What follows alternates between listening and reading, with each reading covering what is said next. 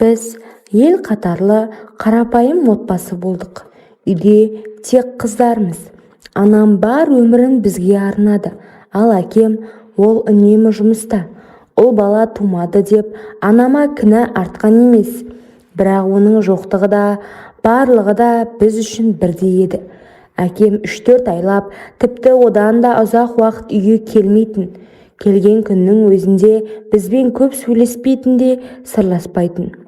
Біз анамыздың жылуына оранып, оның мейірімімен ғана өсіп өндік. Әкемізді жақсы көретінбіз, бірақ оның бізбен бірге болмауы жүрегімізде бір бос кеңістік қалдырды. Кейде ойлаймын, егер әкем үйде көбірек болса, біз мүлде басқаша болар ма едік деп. Бірақ тағдыр осыны бұйырды. Әйтеуір әкеміз бар, сол үшін де қуанамыз.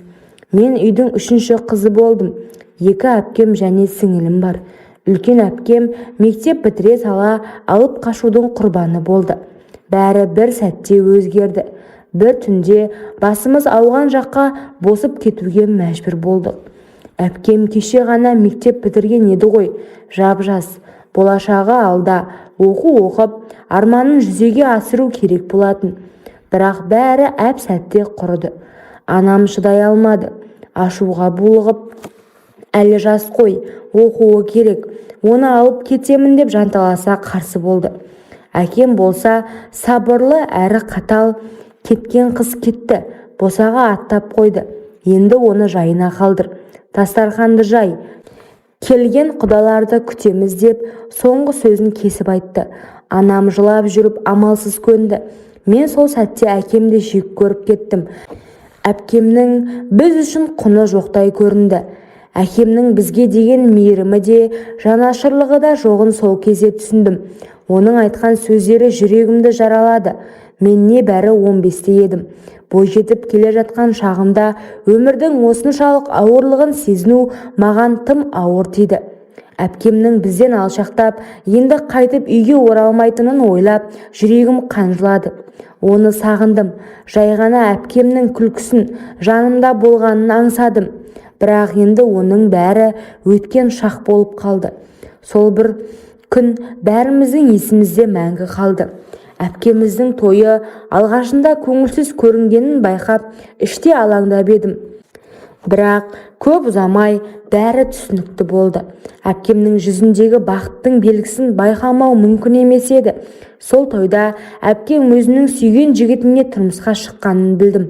Бәрімізден жасырып, онымен кездесіп жүрген екен.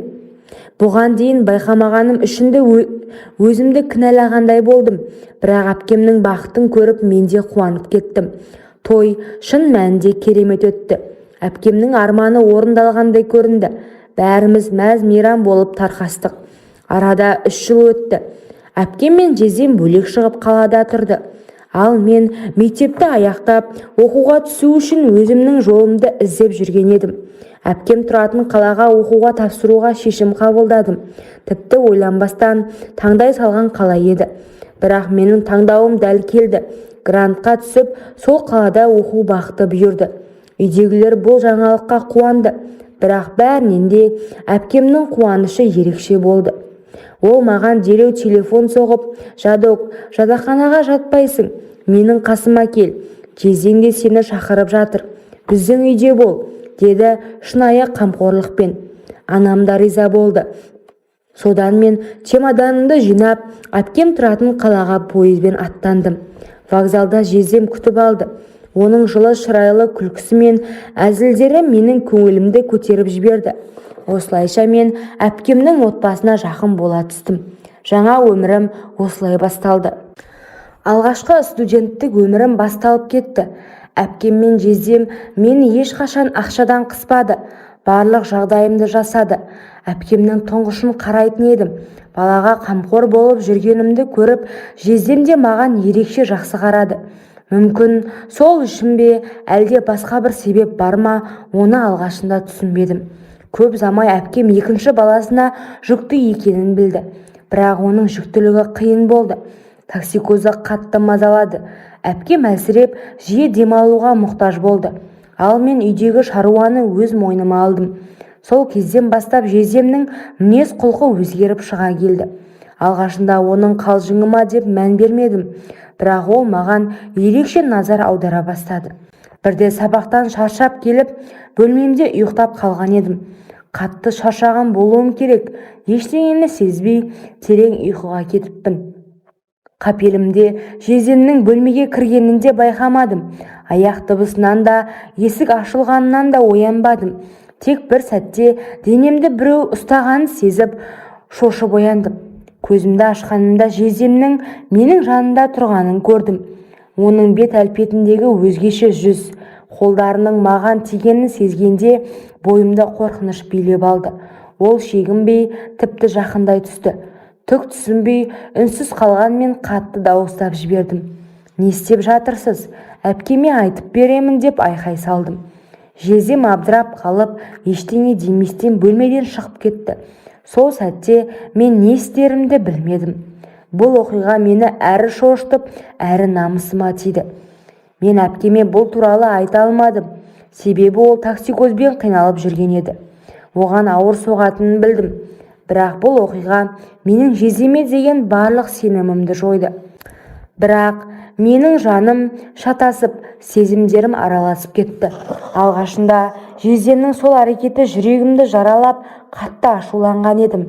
Бірақ уақыт өте келе, сол бір сәт есіме түскен сайын бойымда түсініксіз сезім оянатын болды.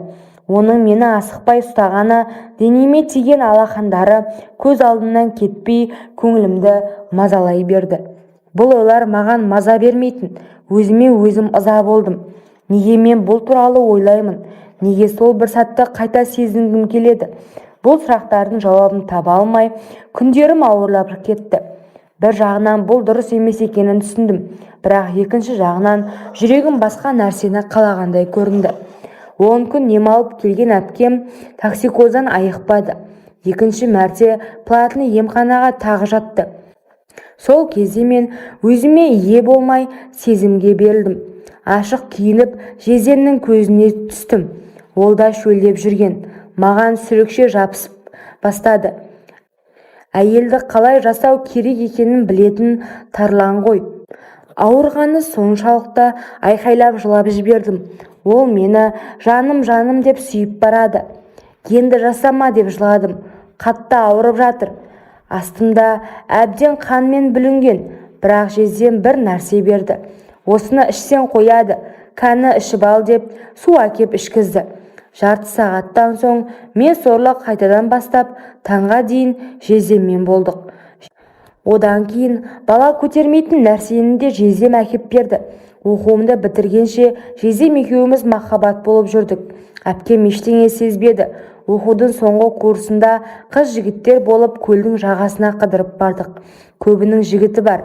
Тек ол кезде ешқандай жігітпен жүрмедім.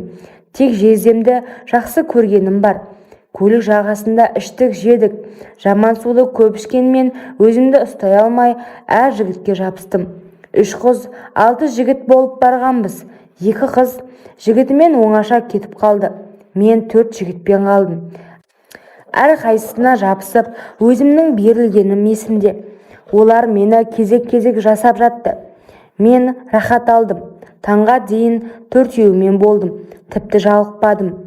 Бірақ 2 аяғым ауырып жүруім қиындай түсті. Таң ата үстім сасып үйге келдім. Орланып ақырын кіріп душқа түсіп жуынып алдым.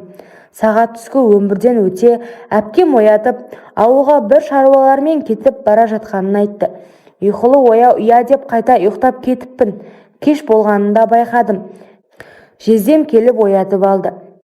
Содан өзінің тірлігіне көшіп бастады. Бірден білді ол. Кешегі түннен кейін менікі ісіп кеткен. Мойнынан қылқындырып, кіммен болдың? Неше еркекпен болдың? Деп ашуланып сұрақтың астына алды. Қатты ашуланып сұрағына жауап алған соң менен көңілі қалды. Үйден кет, сен аурусың, деп сол күні мені үйден қуып шықты. Сол күні далаға қалған мен группалас жігіттен көмек сұрадым. Ол қуанып, өздері тұрып жатқан пәтерге шақырды. Сол түні тағы да 4 жігітпен таңға дейін болдым. Солай 1 ай бойы әлгі еркектердің ермегі болдым. Ең аяғы ақша жасап, жеке пәтерге шығып, еркектерді қабылдап жүрдім. Қанша болсам да ешқашан тоймадым. Қазір жасым 30-да. Әлі күнге дейін қабылдап ақша жасап жүрмін. Бәрі менің жаман қыз екенімді біліп алған. Әлде қашан теріс айналды. Ал мен бұл қылығымды қоя алар емеспін. Қартайып келемін, отбасы құрғым келеді. Бірақ бір күні менімен болған еркектің бірі не қайнағам, не қайным болып шығып қалса не болар екен деп тұрмысқа шығуға қорқамын.